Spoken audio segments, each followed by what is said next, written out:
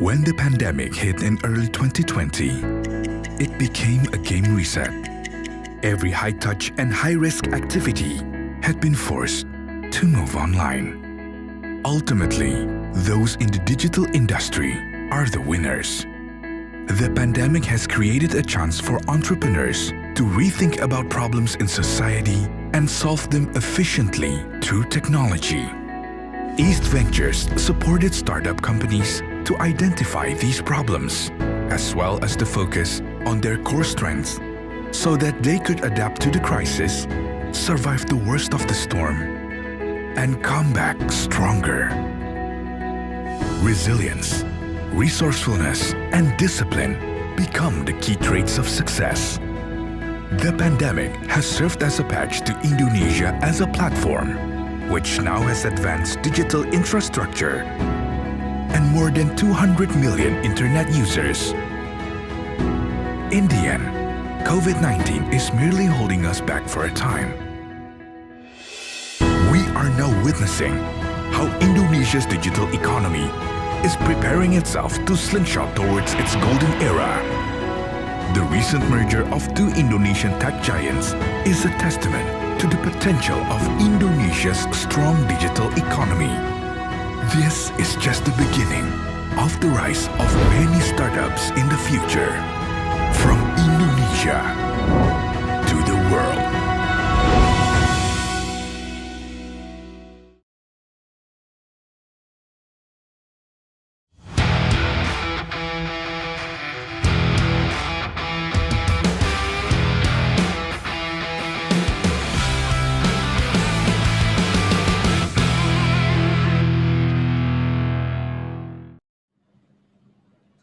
Hello everyone and welcome to the Singapore Semifinals of Startup Arena, brought to you by Tech in Asia in collaboration with East Ventures.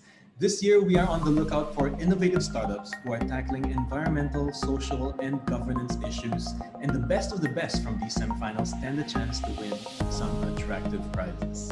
My name's Nat from the Tech in Asia Studios team. I'll be your host for tonight, together with my colleague Ting. Thanks, Nat. Before we get started with Startup Arena, just so that everybody knows what's going on, tonight will be the first of 3 semifinals, and the winners will from today will meet again at Tech in Asia conference that's just happening in October 12th and 13th. So that's only a few weeks away. That's right. So if you haven't gotten your tickets, you can still get the promotional price ticket from the link in the chat box. But for all our Tech in Asia Core and Live subscribers, we're giving you access to the conference for free. So don't miss out on that. Now, bringing everyone back to tonight's agenda. Ting, do you mind running through the rules for tonight's pitches? Absolutely. The rules are really simple. So each startup will have 5 minutes to present. We'll help you guys keep time, and when your time is up, you will hear a bell, so just pay attention. And right after that, the judges will have 5 minutes for Q&A, so just keep sharp, don't lose focus yet. And of course, it won't be a great battle without some awesome prizes. So Nat, can you tell us what kind of prizes we're dealing with today? Of course we can. We've got some pretty amazing prizes lined up. First, for all our SG semifinalists here today, they are all eligible for these attractive prizes from Google Cloud Startup Program. Our runner-up will receive additional benefits at Tech in Asia Conference 2021, as well as additional prizes from Google Cloud and Zendit. And our winner of tonight's SG semifinal will receive all that alongside a 1-week trial to App Annie Intelligence Lite and $2,500 in cold hard cash, courtesy of our sponsor, DBS Bank. So thank you to our partners, our sponsors, DBS, App Annie, Google Cloud, and Zendit. The 2 top contenders for tonight will also enter the finale at our Tech in Asia Conference 2021 virtual next month. Now, what's standing between these attractive prizes and our startups are our judges, and you have to impress them. So let's bring them in. First off, we have Zheng Yizhu, Senior Investment Associate at East Ventures. We also have Suken Wee, Managing Partner at Iterative VC. And lastly, but certainly not least, Benjamin Pippin, Channel Director at Big Idea Ventures. Welcome, judges. Really great of you to join us. Hi. So before we get into the pitches, Could you guys just tell us what exactly you're hoping to hear from our contestants or what you're looking out for? Maybe Tsungi, could you tell us what you're hoping to see tonight? Hey, thanks, Nat and Say. So yeah, I'm personally super interested in the space of sustainability, and it's super exciting to see these 5 companies that are going to pitch today. What I really want to hear from them is how they're going to solve the big problem around sustainability, and in general, making the society and environment a better place for the next generation. Yep. All right. So to the audience, we also want to know which startup you are rooting for tonight. So aside from our judges deliberating who's going to win the prize, we want you to tell us who you want to win the prize. So drop a comment in the chat box right beside your video and let us know who you think deserves the top prize for tonight. These comments will not impact the final results of the pitch battle. That's up entirely to our judges, but we do want to know who impressed the audience as well. Yeah, it's still fun to know. Let's keep things interactive. And yeah, without wasting any more time, let the battle begin. So here to kick us off, please welcome Bolong Chu from Solar AI to the stage. Welcome. Solar AI digitizes the solar sales process, which if most of you don't know, that requires a significant upfront cost, and this prevents widespread adoption. So their solution provides all property owners with zero upfront cost solar offers. Bolong, you have 5 minutes. You ready? Yeah? Yes, I am. Great. Sounds great. Thanks, Nat and Ting. Hi, everyone. Hi, judges. My name is Bolong, and I'm the CEO of Solar AI Technologies. As Ting was mentioning, Solar AI makes it as simple as possible for property owners to get solar and enjoy immediate savings at zero upfront costs. You're probably hearing quite a bit about solar these days, and that's because the solar industry is now at an inflection point. Costs have fallen 89% in the last 10 years, and it's now become the cheapest form of energy. But the thing is, we're all used to paying for electricity only when we turn on the switch, but getting solar is kind of different. You pay a significant upfront cost, break even in 5 to 7 years, and then get free electricity for an extra 20 years on top of that. We humans, though, aren't good at planning for the longer term, and this high upfront cost is why solar penetration in the region is still less than 3%. In the past few years, zero upfront cost models have emerged, and they now dominate the commercial solar installation market. But the problem is, this is often only available for large-scale projects above 1,000 solar panels. The traditional solar companies are used to a very high-touch structure of selling and managing these large-scale projects, but are unable to operate and finance smaller projects profitably.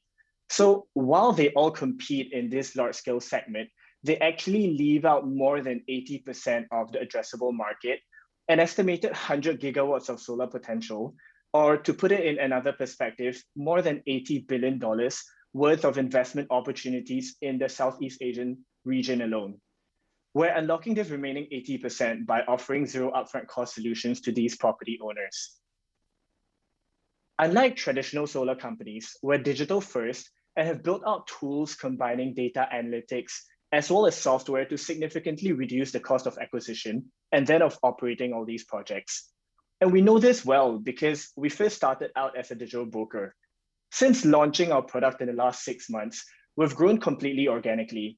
We now rank top 3 on Google for most solar search keywords in Singapore, convert all these leads through our instant solar assessment tool, and have built up a pipeline of more than 500 property owners with $0 marketing spend.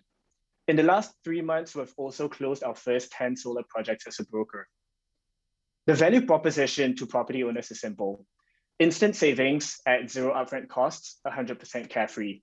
We align our interests with property owners for the longer term by installing the system for free and provide ongoing maintenance and services in return for a monthly payment. This allows property owners to monetize their roofs while we make returns. Even though we're the first movers in this segment in Southeast Asia, there are proven models of success elsewhere.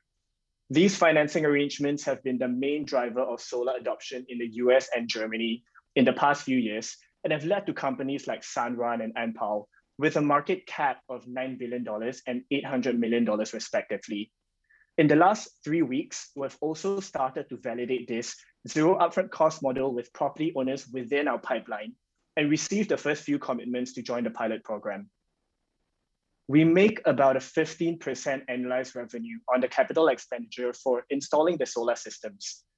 And with an investment potential of more than $80 billion, we're going after a $12 billion market annually just in Southeast Asia alone.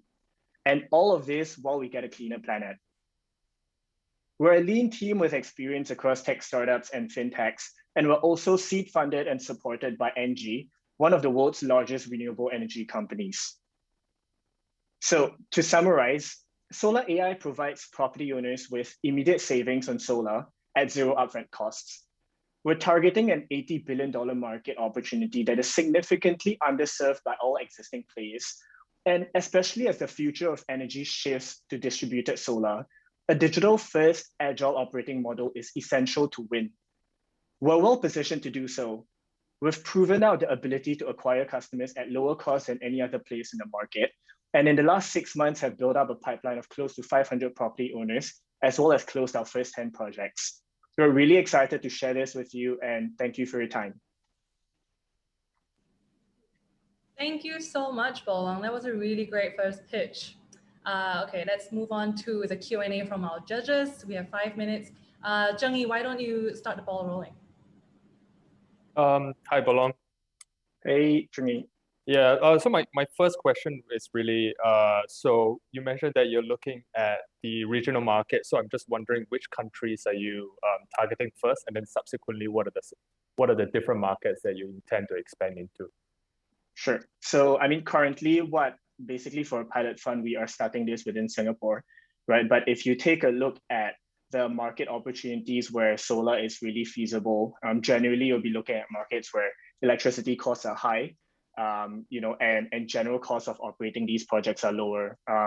Apart from Singapore, the primary markets that we will then start to focus on will be Philippines and Malaysia before looking at additional Southeast Asian markets. Got it, thank you. Can any of us jump in here? Hey, Bolong, you and I have talked a fair bit, so good to see you again. Talk to me about, I don't know if I totally understand what you actually do, like practically do for customers, right? So instant savings, zero upfront cost. Are you then some financing type of company for people who want to install kind of solar on their houses? Is that basically what you are? Yeah, that's basically it. So what we are providing to property owners, and we started to come up with this offer because in the last couple of months, as we were serving as a broker, essentially for property owners to just pay upfront for solar on their roofs, right? We started hearing a lot of property owners who say, for landed homeowners in Singapore, it's not really that they can't afford solar systems, but a lot of them really have concerns around, if I'm going to pay for this upfront cost, am I really going to be breaking even in 6-7 years? Is maintenance cost going to be really high? What happens if the system fails, right? What we are providing them then is essentially basically telling them to say, you don't have to pay any upfront costs. We will finance that for you. You just pay us a fixed monthly fee. And in return for that monthly fee, if your inverters or your panels need to be changed, we'll cover that for you. If you need to do any kind of maintenance on the systems, we'll cover that for you as well. But but fundamentally, it's a fintech play. How tolerant is your model? Like, I mean, you're lending money, right? Anytime you're lending money, you could end up losing a lot of money doing it. What are kind of the big factors that play into whether your, I guess, like lending stack is going to kind of perform well? Yeah, great question. I mean, when we take a look at the risks in terms of potential outcomes, and we've done sensitivity analysis on this, there will be, I would say, like 2 or 3 main components to it. The first one is the repayment of these customers, basically taking into consideration default risks.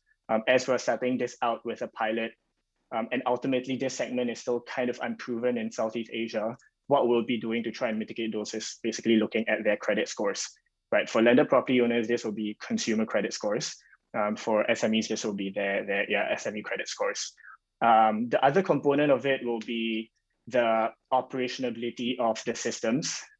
Solar systems are not new. They've been in the market for the past decades or so. So the risk in terms of system failure is generally quite low, and we know this from statistics of actual projects which have been running in Singapore. And then I think the last portion is really kind of market risk. So for us to monetize ourselves in this model well, A portion of it will be, for example, trying to monetize the renewable energy certificates which come out of these systems. And there is definitely some price squeeze there, but so far in the models we've been pretty conservative. And if you look at long-term market trends, Singapore as a market is a much more demand-driven market for renewable energy certificates. Generally, businesses, consumers consume a lot more energy than what we are able to supply from a share of renewables perspective. So from thinking through that in the longer term, we also expect prices to actually have a lot more upside than downside. Hey, Bolong, how are you? Great pitch. Quick question on sort of price points. What does it look like to sort of the average landed property owner? Are we talking like a monthly phone bill in the $30 to $60 range, or is it more along the lines of like a mortgage type of payment to have one of these systems at your property? Yeah, great question. Thanks, Ben. So for a typical landed home in Singapore, it will be about a 12 kilowatt peak system size in terms of solar potential. What we are looking at is basically about $150 a month for that 12 kilowatt peak. And to these property owners, right, and the reason why I think we have been successful in getting the initial pilots on board is because the proposition to them is that this monthly amount will be expected to be lower than their electricity bill savings. So for the typical consumer, if they're on SP group, if they use 1,400 kilowatt hours per month, this is the average energy consumption of a landed home. Even taking into account the monthly payment that they are paying us, they'll be expected to get like a net savings of about anywhere between $30 to $100, dependent on how they use energy, their current electricity rates. All right, Bolong, thank you so much for your pitch. Thank you, judges, for your questions. We've just about run out of time for the Q&A section, but great pitch. Thank you so much. Thanks for all your questions. Thank you very much, Bolong. But we've got to move on to our next participant. We've got Rony J. Palathinkal from GreenArc. So GreenArc's IESG solution provides credible and transparent impact measurement and reporting, hence helping financial institutions maximize the contribution of their debt portfolios towards creating positive social and environmental impact. I won't spoil the rest of it. So Rony, if you are ready, your 5 minutes starts now. Thank you, guys. Hi, everyone. My name is Rony, CEO and co-founder of GreenArc, a B2B impact and ESG analytics fintech that helps financial institutions measure the social and environmental impact generated by their loan portfolios. As we know, over the last decade, the demand for sustainable investments have been growing exponentially, with total assets under management estimated to be 26 trillion as of last year. The trend is expected to accelerate, caused by a number of industry drivers. This has led to increasing pressure on financial institutions to measure their impact and ESG footprint from institutional investors who have extensive disclosure demands, ESG conscious customers, and regulations, starting with EU SFDR this year and more to follow.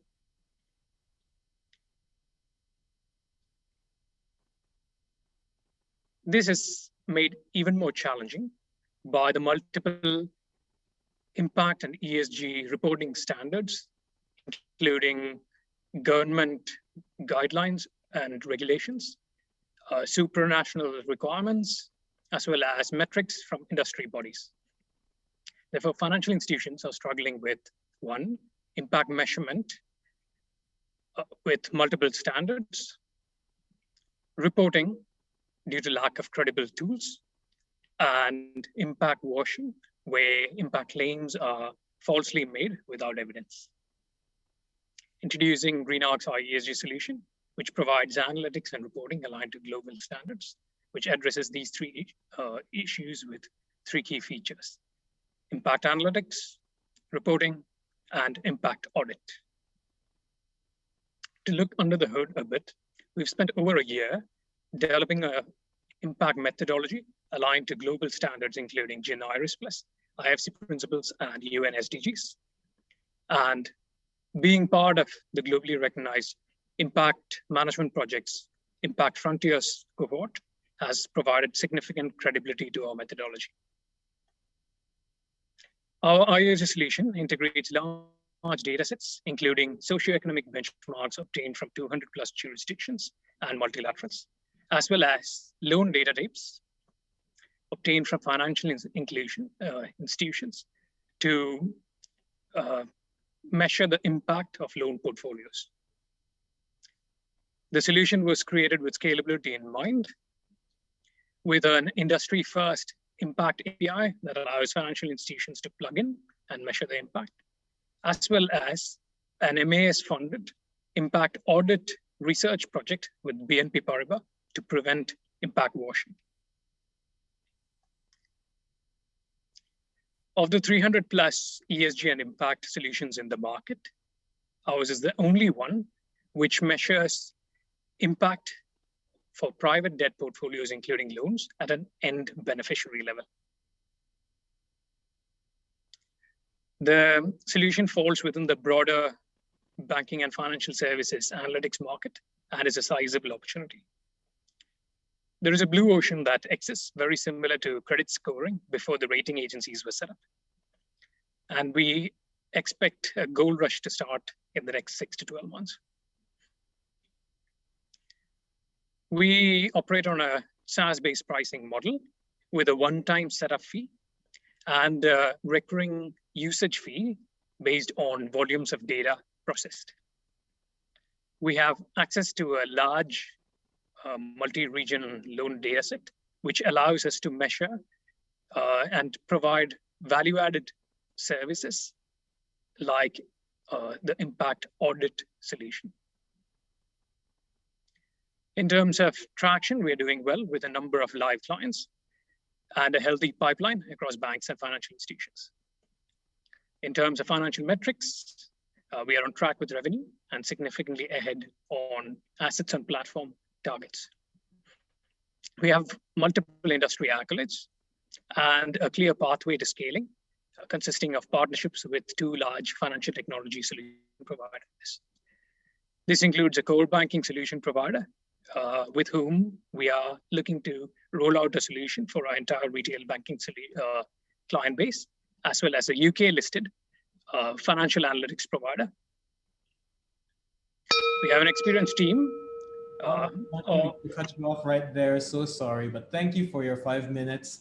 Let's bring on the Q&A portion. So judges, your questions for Rony and for GreenArc. Maybe let's start with Suken this time. Suken, do you have any questions for Rony? Yeah, and look, I'm not that familiar with this space, but I'm like, what is like a practical use? I feel like you talked around kind of like what the like space was like and like the structure of what you're building, but like what is the practical use case of like one client that uses your thing and what do they use it for? Thanks again. So impact measurement for the use case is impact measurement for lenders' loan books.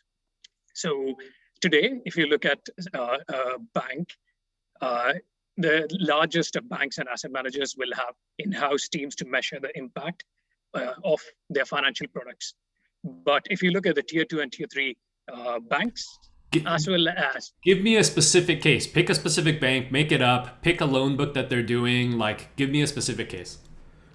Sure. So there's a Japanese financial institution that we are working with.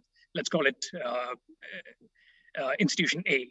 So A has a book across Southeast Asia, and their total portfolio is 30 billion. So there is a project that we did specifically in Cambodia, where we took their entire portfolio of 37 million in loans, and we applied our analytics solution to give them a score for an individual loan, each individual loan, as well as the entire portfolio, and giving recommendation in terms of what does it take to improve their impact score. Now, how is it useful for them? They intend to place themselves or market themselves as an impact financier, which means they get access to better terms in terms of credit from their borrowers. And providing this analytics allows them to do that.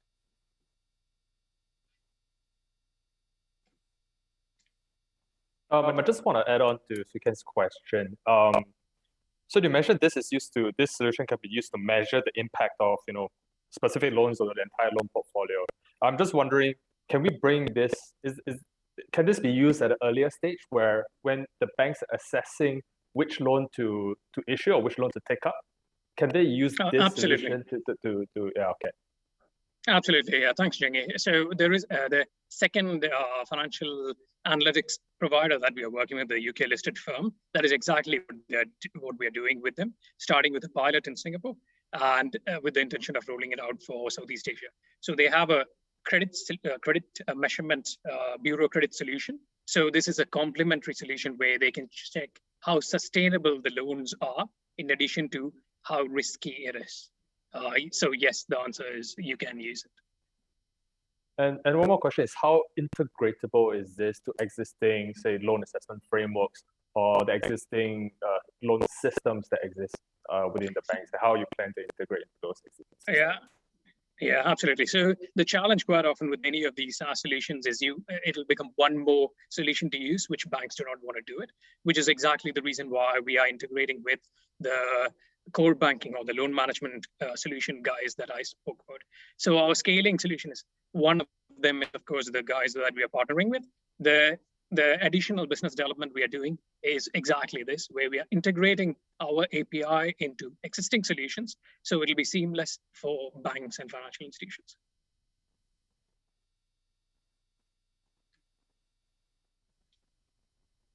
All right, thank you for your answer. Thanks, Shingi. Yeah, just one quick question on the financing side. What type of investments are you guys looking for in terms of a capital investment from investors, and which stage are you at in terms of fundraising?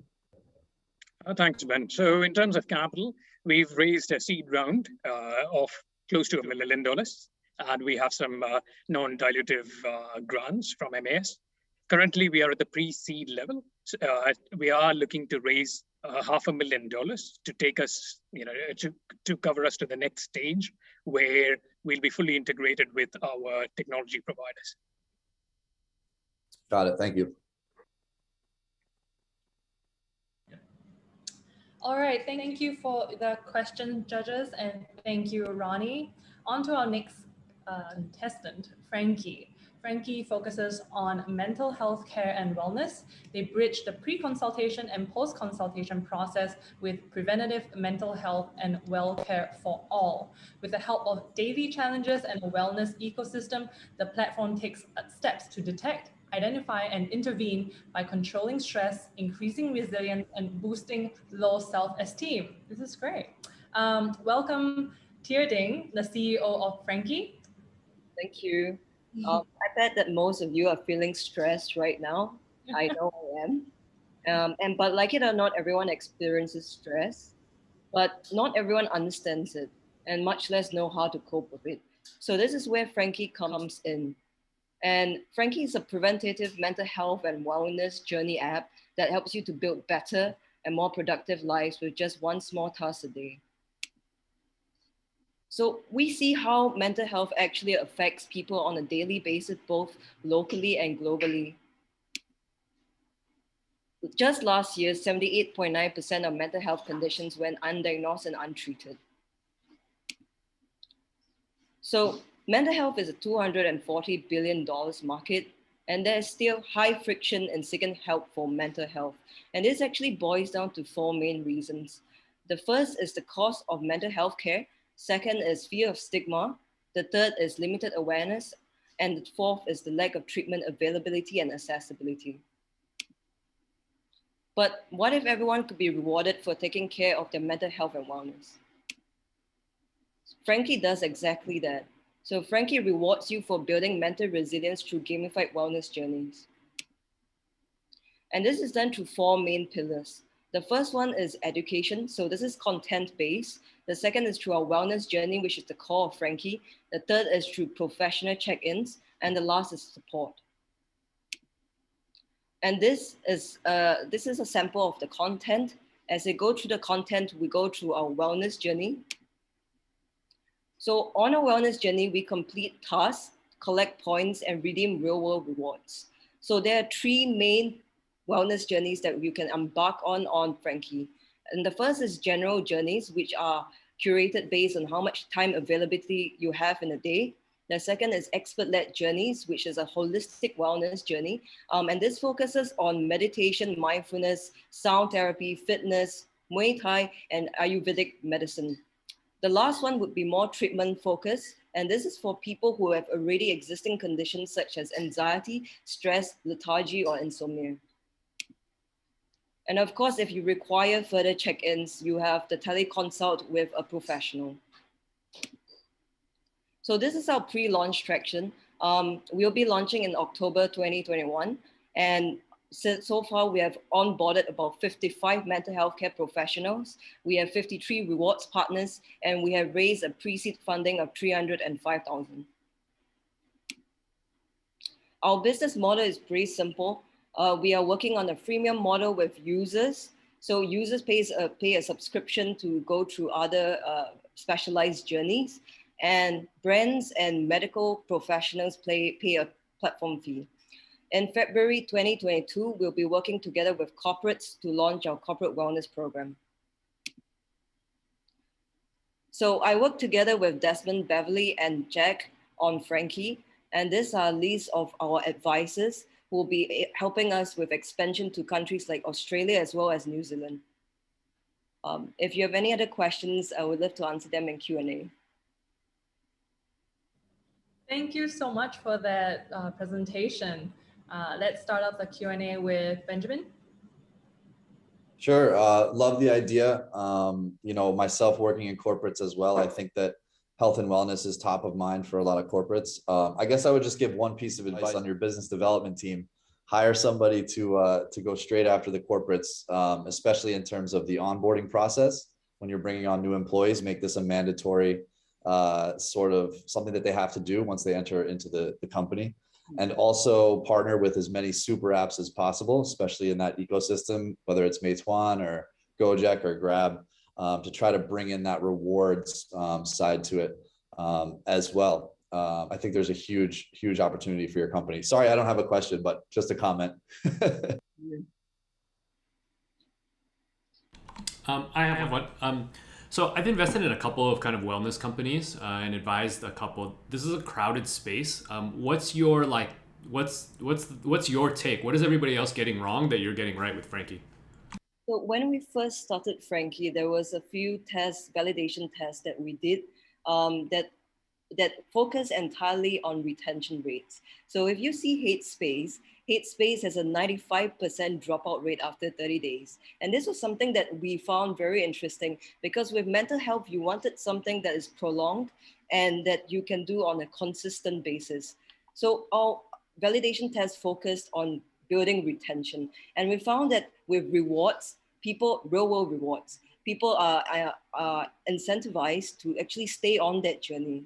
So our average wellness journeys run from 7 to 30 days. And at every single step, every task they do, they are rewarded. So at the end of the journey, they can either redeem an entire package with a fitness studio, or they can redeem a nutrition rewards. So things around those lines that improve their wellness.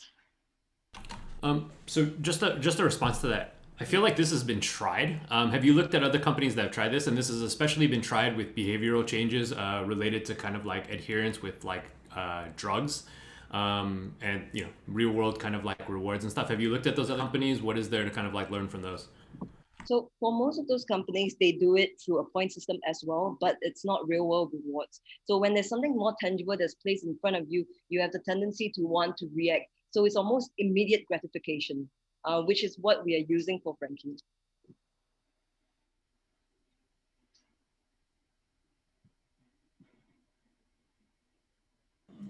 All right. Any more questions from the judges for Tyr Frankie? Yeah, here's just a quick one. So I came from consulting previously, and the health awareness space is definitely something that's quite important to the consulting sector. So I'm just wondering, what are some of the key target markets in some of the large corporates that you're going after, and how are you going to plan to go about tackling some of these markets, and also how do you plan to go about onboarding some of the partners that can potentially provide some of these rewards for your product. Yeah. Okay. So I think if we go back, okay, I guess the slide is gone, but on our advisors slide, the advisors that we work with, they are actually strategic advisors. So they focus on, okay, I can't, already. Okay, they focus on the Australian market as well as the New Zealand market. Those are the two markets that we are moving into with their help. And then when we onboard any rewards partners, we are also onboarding them at one go. One of the advisors that we work with, Kavi, he's from the Harry Layla Hospitality Group. So he'll be assisting us with onboarding all wellness partners at one go. And this is how we plan to move into every single market. As long as the advisors we work with has the context there, we will move to those places first.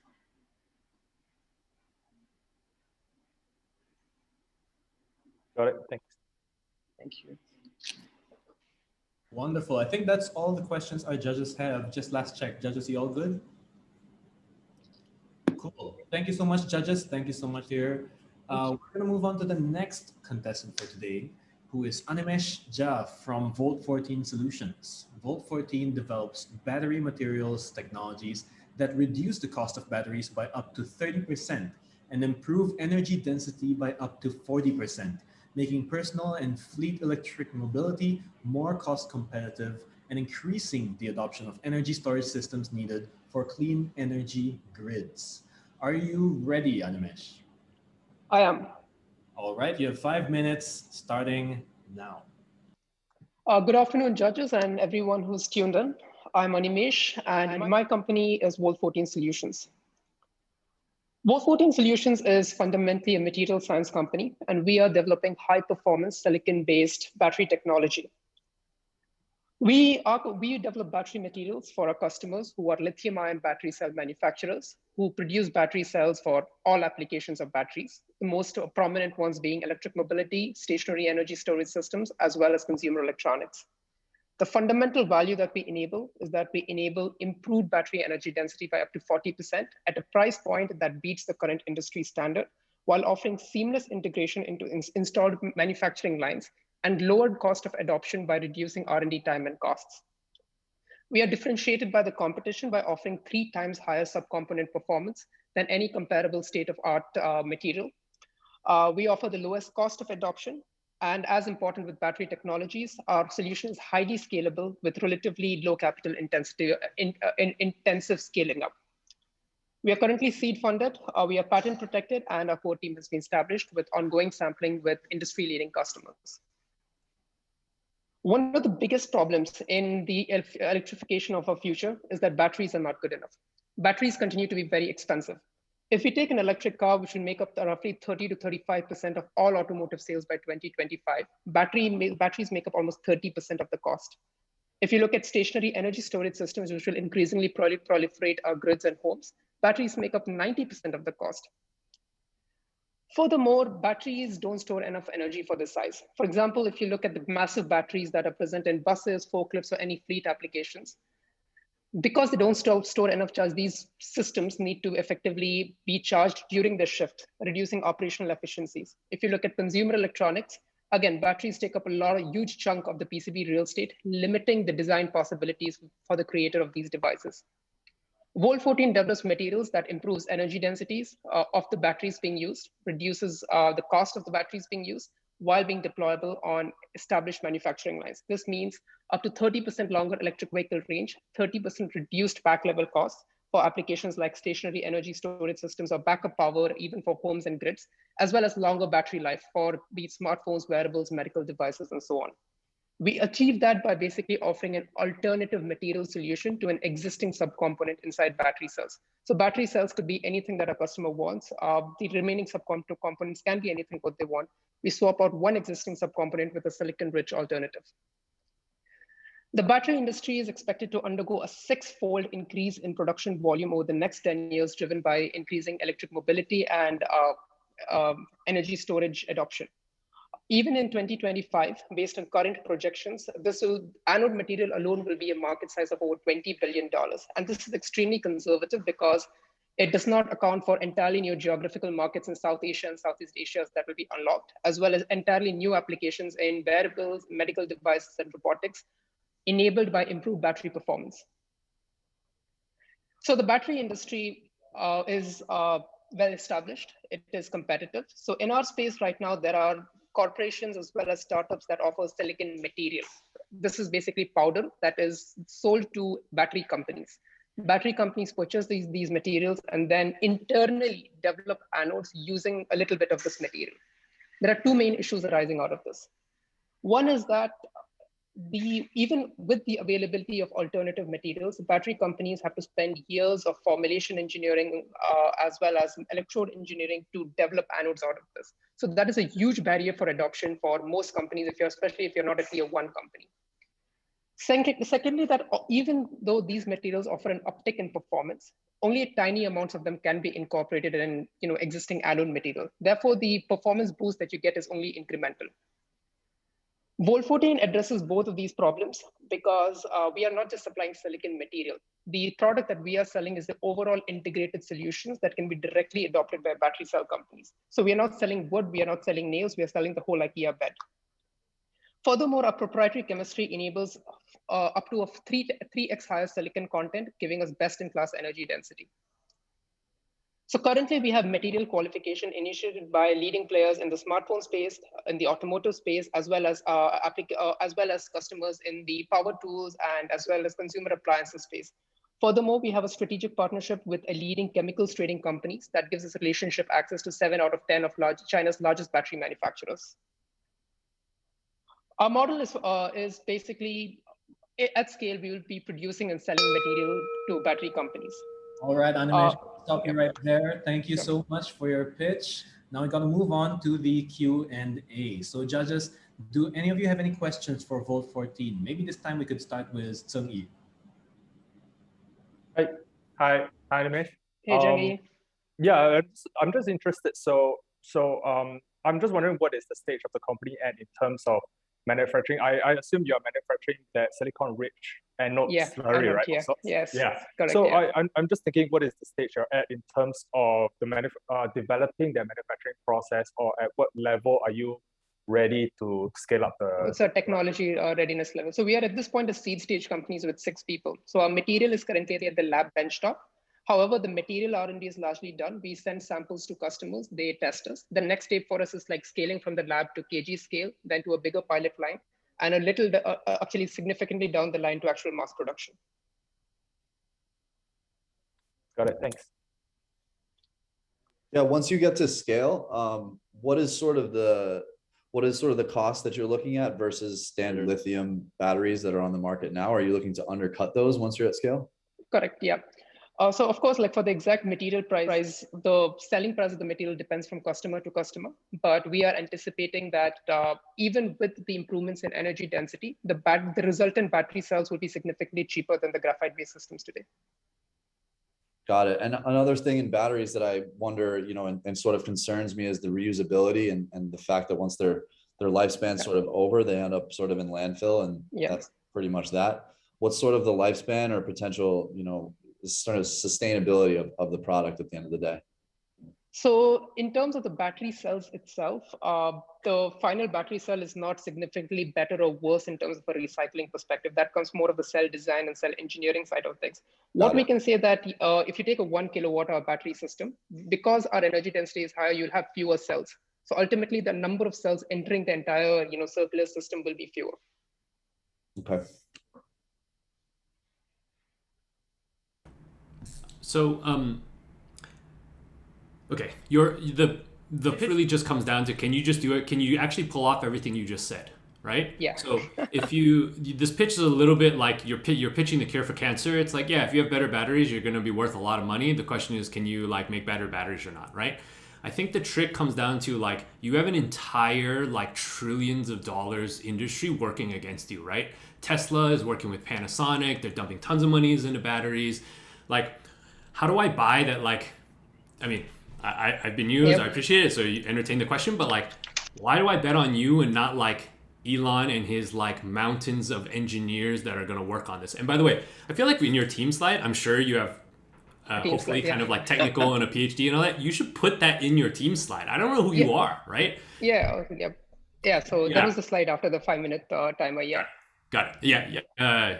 You know, I should not be starting this company. I have no credibility starting a company like this, but like I figured you probably would. But how do you kind of answer the question of like, why you guys out of like everybody who's like working on better batteries out there? So I would say one thing is the tech side of things, and one is some of the market segments we are looking at, right? So we obviously, when you open LinkedIn or Bloomberg, silicon anodes everywhere, solid state batteries everywhere. But when we talk to many companies, again, we are talking about LG Chems and Samsung, right? There's this whole tail end of markets of companies that are, producing at 1 gigawatt hours or 2 gigawatt hours. These guys don't talk about silicon. These guys don't talk about solid state, battery technologies, because the cost of adoption and internally developing is very high. So the reason why we're making a total solution for them is that these guys will be able to adopt it in the next 2 to 3 years. These are companies that are currently just using graphite-based systems with, off-the-shelf electrolytes. So that is one market segment that we will uniquely be able to access. Secondly is that, of course, we have some technological advantages that enable some benefits for us, enabled again by the team that we have today.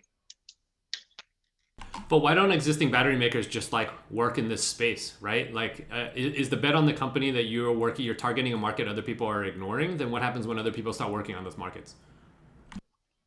So I would say so of course there are companies, like I mentioned, right? There are some, and these companies that I put, right? I mean, these companies are with Sansha and PTR. These are existing suppliers to, let's say, a Panasonic or Tesla and so on, right? So again, I will not talk about Samsung or I would say Tesla, because these are, I would say, so the kind of, I would say, silicon contents and the kind of performance we're enabling is possible only if a company is very, very vertically integrated. And the only company that is taking this sort of approach, to my knowledge, is Tesla. Because the kind of know-how that is required is really across the whole value chain. It's not on the materials level, it's not just the slurry level, it's not just on the cell level. You really, unless you really control the whole value chain, it is hard to do it. So we have proprietary chemistry, but besides that, because we are working in the space in the value chain, that enables us to really optimize a lot of the components that it would be difficult for existing companies. Wait, so are you saying the one company that can do this is Tesla? I wish you said any other company besides that. It is no. So again, the thing is, the market is it is Tesla, but Tesla is not going to be selling to everyone. To be honest, I'm not going to go out on a limb and say, okay, this battery is going to beat Tesla, right? Tesla is working on amazing tech. But Tesla is one company. They hold 5 or 10% of the market. There's a whole ocean for us to sail into. All right. How about let's end with a quick question from Benjamin. Yeah, just wondering, your ask right now is 2.5 million. You're looking for funding? So right now, actually, we have raised a seed round over 2 rounds so far of around $1.3 million. We are actually we will be raising the Q1 of next year around $3 million. Okay. Around, yeah. Right. Thank you for that. We are nearing the end of Startup Arena. So just a quick reminder to everyone that's watching at home, if you see any startups or if you're rooting for anyone in particular, let us know in the comments. So yeah, let's just start the conversation. Up next, we have EcoWorth Tech. EcoWorth Tech is a clean tech startup company in the water remediation and waste management space. It provides a breakthrough solution for the removal and recuperation of organic contaminants or oil from industrial oil and gas wastewater. Over to you, Andre. Thank you, and hello, everyone. So my name is Andre Stolz, and I have left my previous well-paid corporate job to follow my passion for sustainability to make an even bigger impact to environment and society. At EcoWorth Tech, I get to turn waste into worth. Did you know that 80% of world's wastewater is being dumped back into an environment, largely untreated? But why? Because to treat the wastewater and to especially remove those organic contaminants is very costly, inefficient, and often creates additional waste. Legislation is tightening in almost every country, and corporates through their CSR programs require the reuse of the water. EcoWorth Tech has a solution to it, and is turning waste into worth. We are focusing on industrial wastewater treatment and oil and gas decontamination. Both are sizable markets growing almost double digit. And we have tailored and modular solutions to both smaller and bigger players in the market. And we are addressing several sustainability development goals. We are commercializing an environmentally friendly super absorbent sponge technology that we call the carbon fiber aerogel, or in short, CFA. The material, which you can see here in the screen or in the picture in my background, is made out of a cellulosic biomass. So we can use a waste material or paper waste, carton waste, convert to our CFA, and that material is ultra efficient in the absorbency of a wide range of liquid organics, like oils, grease, fats, dyes, solvents. The material can take up to 190 times its own weight. And like a sponge, through simple mechanical squeezing, we can reuse the organics and then redeploy the sponge over and over again. So we have been integrating CFA into various water treatment solutions. What you see here is our CFA Duo that is capable of removing up to 99.9% of insoluble organics suspended in water. This system focuses on the recovery of valuable organics from the wastewater, plus provides the clients a reliable and compliant way to meet their discharge levels, and that at lower cost. We have been validating the solutions by treating 2,500 liters of perfume wastewater with a local Fortune 100 company. And in those pilots, we've not only been able to reuse the wastewater, which was initially highly contaminated, but to recover about 80% of these valuable perfume oils that you can see here in the picture. And that at half of the cost and with positive environmental impact. We also have been incorporating CFA into sorbent solutions and are working with renowned oil and gas clients on solutions that prevent oil that is housed in oil traps or interceptors to enter the ocean during rainy weather. And as you can see here in the video, comparing against commercially available sorbent products, ours is able to absorb the organics at much faster rate, at much higher capacity. And then through simple mechanical squeezing, we can reuse organics and then redeploy the sponge over and over again. We also have been integrating our CFA into a robust heavy-duty filter for the oil refineries and found our first paying client here in the sour water application. So our client has now a reliable filter that even works with process upsets and has a 40x ROI, mostly driven by the savings in the chemicals due to the better and reliable readings. And we're going now after these beachhead markets quite aggressively. Compared to other sorbent technologies out there, we have a clear differentiations on the organic recovery, the positive environmental impact, and the low cost. We have a global exclusive license on the patent and are developing foreground IP, mostly around recuperation. The team that brings this innovation to life consists of experts with both scientific and business expertise, and each of them is as passionate to take this technology to market. Our business model is mostly centered around the sales of CFA that is housed at cartridges, filters, or booms. And we've also identified future upsides that make our financials even more attractive. Fortunately, we've been featured by various global and regional media, but most importantly, we've received positive reviews from clean tech experts, which now allows us to get to business clients quite efficiently and without marketing budgets. At this point in time, we are collaborating with a couple of renowned clients, as you can see here, and have identified a multi-million-dollar sales pipeline. At this stage, we are raising 500,000 in order to convert additional clients in the sour water into paying customers before we then go to full commercial sales and geographical expansion. So if you do want to be part of the journey to make this positive environmental and social impact, please support us and invest in us. Thank you. Thank you so much, Andre, for that presentation. Now on to the Q&A. Suken, do you have any questions for Andre? Yeah, I feel like it's interesting. These ESG pitches are like all the problems are like huge.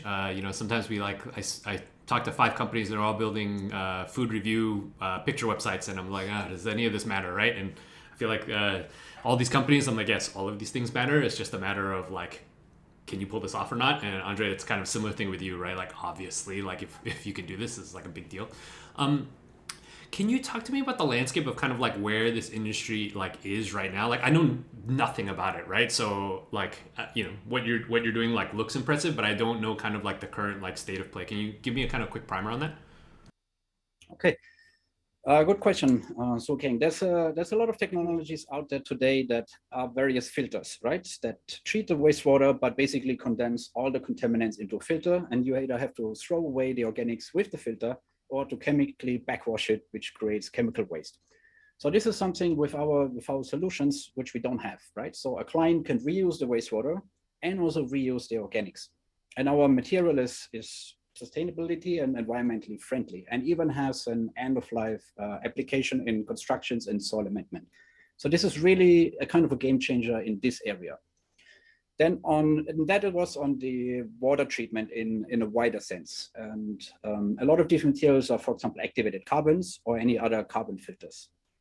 On the sorbent side, there's a lot of sorbent materials there, polypropylene or other materials that mostly focus on absorbing the oils, but also here, these are not reusable. To absorb the oils, you have to dispose them off together.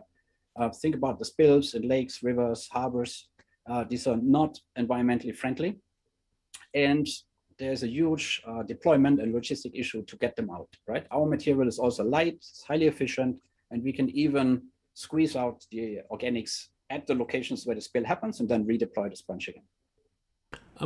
Can I ask a follow-up question here, which is, who do you think your initial target market is, right? I mean, look, there's lots of applications for this, but typically you need to pick whoever has whoever feels the problem you solve the most. Have you kind of identified who that is? What are their characteristics? Yes, so we have identified that in the oil refinery, the so-called sour water application. That is first of all, in the oil and gas, which is huge clients, right? They have huge amount of wastewater, but the sour water applications and the streams that measure the pH is a relatively sizable or smaller amount of wastewater that we can tackle with the current capacity that we have and the output. And here we have demonstrated through a several months pilot with an actual Thai petroleum company that we have a competitive advantage. So other filters either change the pH level of the water, and then also the subsequent chemical dosing does not work, right? And this is an area where we first want to enter into oil and gas, and then we can come with treating the bigger amount of processed water, and also then going into the sorbent and oil spill applications. And especially on oil spill, my vision is still that we will be able to tackle oil on the ocean, especially if there's a tanker. But at this point in time, this is an emergency, a huge logistic challenge, and that is something we can tackle later on when we grow. And we grow first with getting a regular business, kind of with the regular smaller streams, which we can tackle first at this stage. Cool, thank you. I have a question here. So I've read about carbon-based aerogels that existed for a while now. But in terms of the commercial adoption within the oil and gas space, it has been pretty slow over the past few years. So I'm just wondering, what are your thoughts around this headwind in terms of commercial adoption, and how you attempt to scale this business and increase adoption within the oil and gas space? Yeah, good question, and you're right, Jenny. The aerogel adoption is very slow, and mostly it's driven because of complex manufacturing processes. So most aerogels require capital-intensive and batch productions, freeze-drying processes, coatings, all that is expensive, only be able in batch, or additional coatings, chemical coatings. We don't use any of it. We use a controlled burning process. So it's a low temperature pyrolysis process that we can scale up on a continuous line. With that, we can take the costs down, we can increase the output, and we don't have any chemicals or expensive pre-treatments in the whole process to apply. So, and I think cost is one of the biggest issues at the moment. Hi, I think let's just squeeze in one more question from Benjamin. Sure, just curious about the source material of CFA. Where are you sourcing this from, and how sustainable is that as you scale, as you need, thousands of kilos of this stuff? Where's it coming from? Yeah, thanks, Benjamin. So at the moment we are using raw cotton, which is a sustainable, good quality source that we can take. It's a renewable material. We have done tests on using waste paper, waste carton. We have done tests on empty fruit bunches, on all kinds of husk, other renewable materials. So, and our vision is that we take a local natural waste material and convert that into our carbon fiber aerogel, and then apply to local waste streams. So we keep the supply source very short and being ultra efficient. And that's where really then our waste to worth kind of cycle comes into play twice. Once in taking a waste material, turning it into our material, and then treating another waste stream and generating value out of it. Yeah, I love that side of actually finding a sustainable source for this, where you're doing two types of efficiency and recycling. I think that's great. Thanks. Yeah. Thank you so much, Andre and judges. That's all of our pitches tonight. Thank you all to the startups who've put yourself out here, and also to the teams behind you guys. And of course, thank you to our judges for taking the time in this afternoon and listening to all these very promising entrepreneurs. That's right. So now our judges are going to step away for a little bit to discuss tonight's pitches and deliberate on who will walk away as the winner of tonight's Startup Arena semifinals in Singapore. But in the meantime, all of you watching, don't go away, because we're going to have our own little discussion here with our TechNasia journalist, Tay Tian-Wen, who will be joining us to talk about what he thought of tonight's contestants. While this whole thing is going on, feel free to keep your comments coming in about who your favorite startup is, who impressed you the most with their pitch. But in the meantime, you can listen to us as well. So, hey, Tian-Wen, how's it going? Hey, anything. Going good. And thanks for having me on this edition of Startup Arena. Well, hey, thanks for coming. Maybe let's start off with who really piqued your interest. Who was the participant tonight who you thought, wow, like they've got something? Sure. I'll probably go with EcoWorth Tech, actually. I think what they have is very outstanding.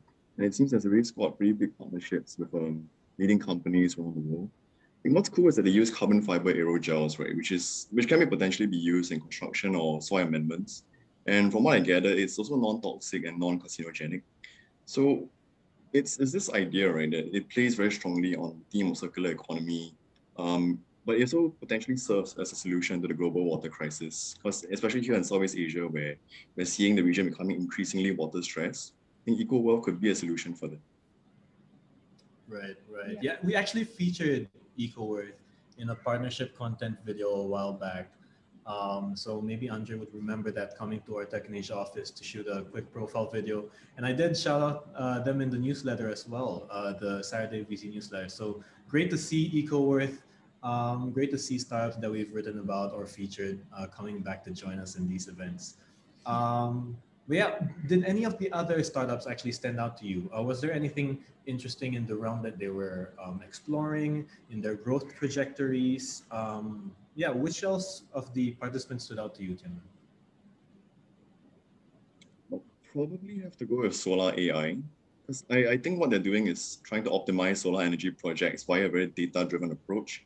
From what I've seen in the pitch deck, only 3% of available rooftops have been penetrated. So there's still significant room for growth.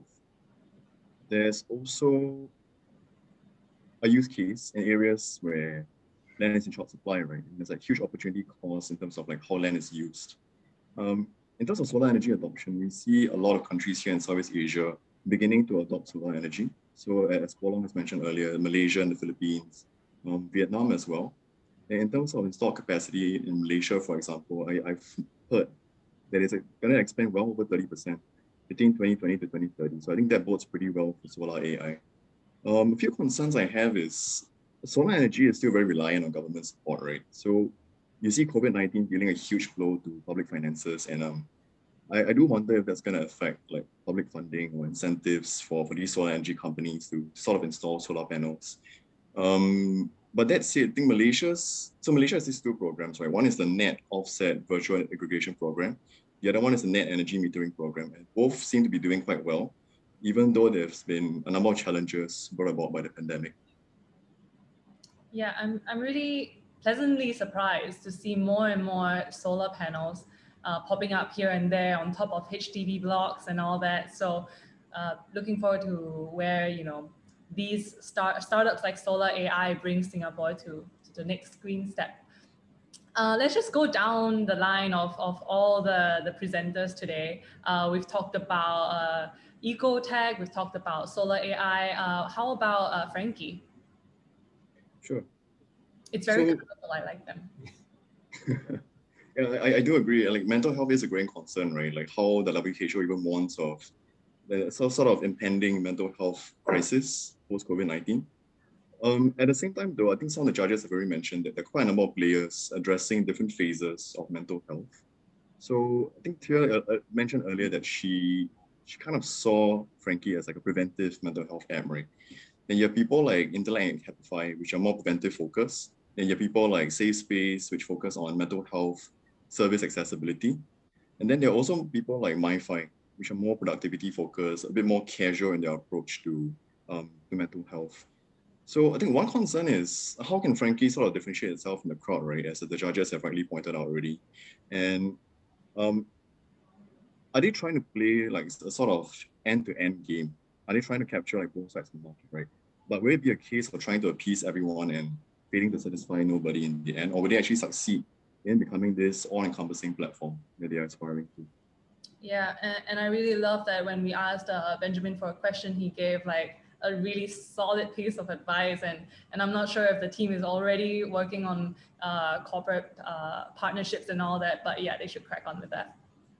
Yeah, definitely. Actually, we had a shoot a while back discussing telehealth and some of the innovations within space. And that aspect of mental health came up as well, because telehealth, people tend to think of like, your traditional medical services, but they don't always focus on the mental well-being of, themselves or for companies, their employees. And that actually has been discussed as being the key entry point for these mental health apps to be able to make it, so to speak, in the market. Because once they connect with these corporate partners, once they connect to these corporate maybe users, then that would really boost their user numbers, really boost their reach. So good to see. I cannot think of a more important topic right now during like COVID times and to open up that communication and all that. Yeah.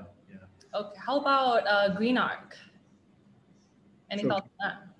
Yeah, I do have some thoughts on it. So they did tease out some of the key problems that ESG currently faces, like greenwashing, how there's so many standards that sort of complicate, right, this issue of reporting impact in ESG.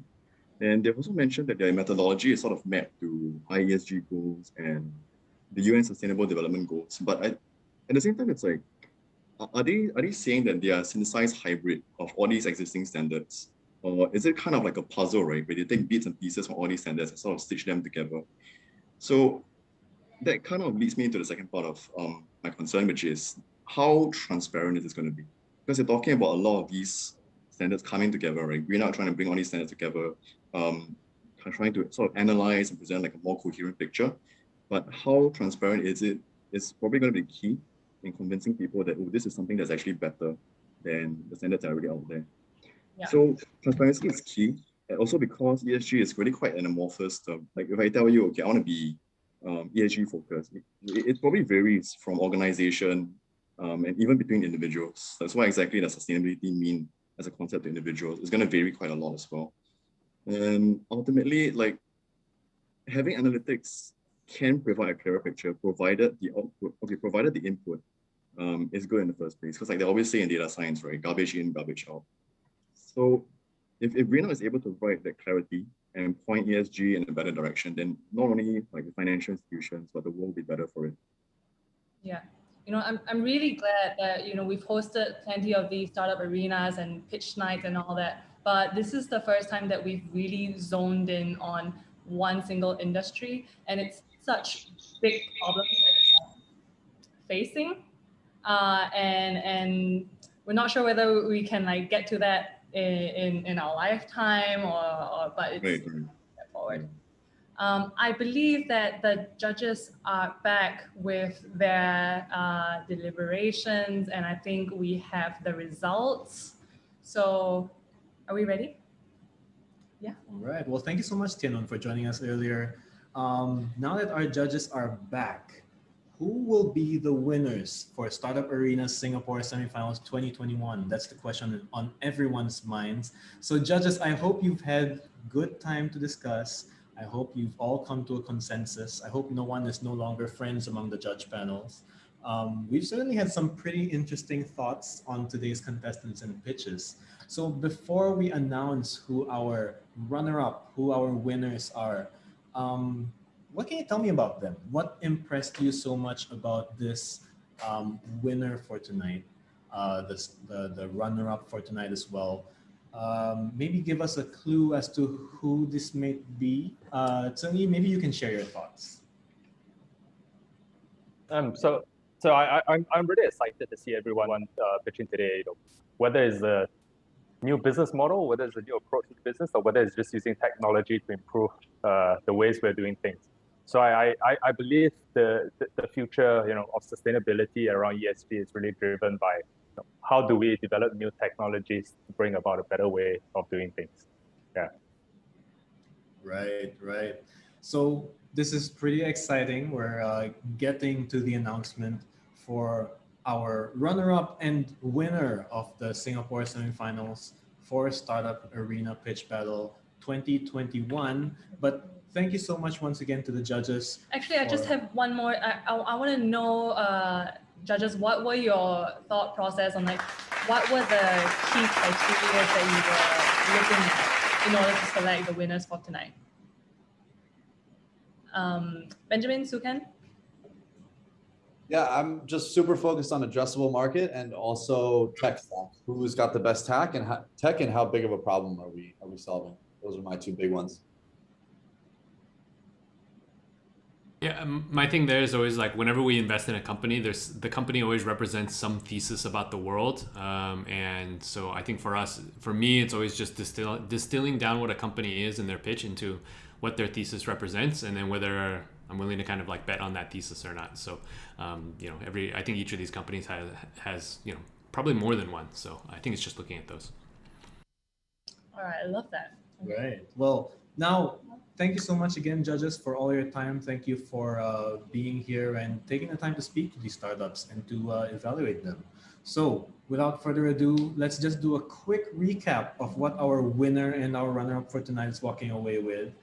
They are walking away with Google Cloud Startup credits worth $4,000, plus technical enablement sessions through Google Cloud Startup Office Hour and engagement with Startup Success Manager. And they will also enter the finale at our Technesia Conference 2021 virtual next month.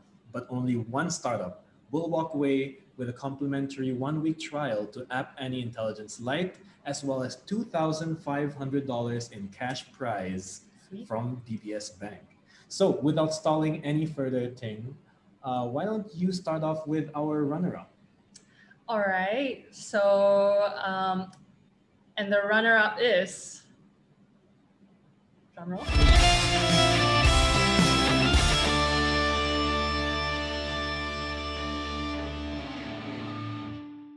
Yes. All right, and the moment we've all been waiting for.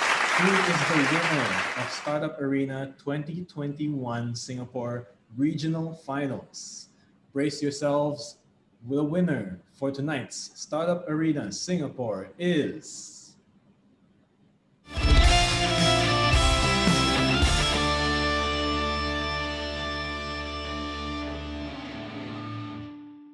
Thank you. Woo. All right, can we have our runner-up and our winner come on stage, please? Join us on stage.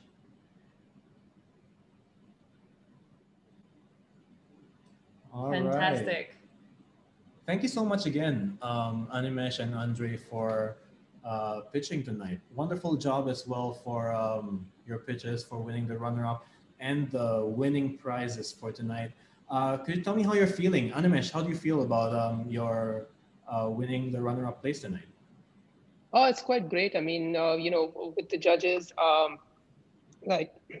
so the space that we are in, obviously, as the judges mentioned, we are building technologies that will, I would say, hopefully have a very, very profound impact on not just, I would say, the businesses that we work with, but also in general, enable or accelerate the transition to a cleaner future. I'm glad that the judges who evaluated us saw our vision, and I would love to probably just continue speaking with them afterwards, learn more perspectives, maybe brainstorm a bit, and take it from there. Thanks a lot for the opportunity. Yeah, exactly.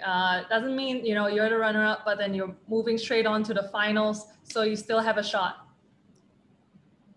How about Andre? Congratulations, winner of the semifinals. That's a big deal. Yeah, thank you so much. Thank you so much. For me, of course, I'm very happy on behalf of the team, I guess. It's great to see that this is another good validations of the big vision that we have, and hopefully motivates my team and myself definitely to go further, because scaling up a material startup, as the runner also can probably prove, is a very challenging task. You need a lot of help, a lot of funds, and a lot of patience and persistency. So this validation hopefully will get the team motivated to continue doing what we're doing. Yes, I love that. Yeah. Again, to all the team members that's backstage, and also to the rest of the contestants, well done, really. So thank you, judges, startups, our winners, for our first regional Singapore semifinals. Stay tuned for the Indonesia semifinals that's happening on 15th September at 5 p.m. Singapore time. So if you've enjoyed today, please go register for the next one. See how the other companies want to change, can change the Indonesian landscape, and yeah, from there, the world. We have judges from PT Bank DBS Indonesia and East Ventures for the session. The link is in the chat box, so register there, and yeah, see you in the next one. That's right. So once again, thank you so much to everybody, the audience, the judges, to all of our startups for tonight. We will see you next week at the Indonesia semifinals round. Until then, my name's Nat. On behalf of my co-MC Ting, thank you for joining us. Bye.